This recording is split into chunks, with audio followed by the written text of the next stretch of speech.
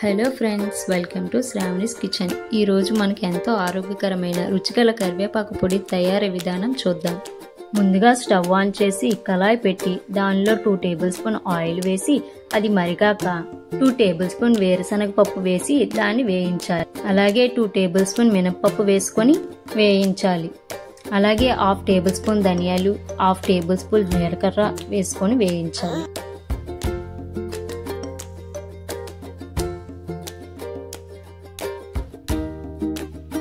దీనిలో 4 ఎండుమిర్చి వేసుకొని వేయించాలి. అలాగే ఇవి బాగా వేగాక దీనిలో ముందుగా ఆరబెట్టుకున్న కరివేపాకుని వేసుకొని దీనిని బాగా వేయించాలి.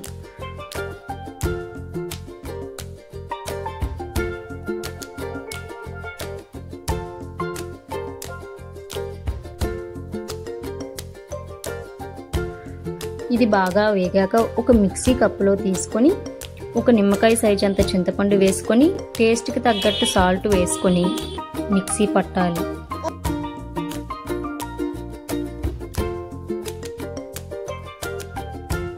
ఈ కరివేపాకు పొడిని తీసుకుంటే మన హెయిర్ గ్రోత్ అనేది చాలా బాగుంటుంది. అలాగే వైట్ హెయిర్ రాకుండా కూడా కంట్రోల్ చేస్తుంది.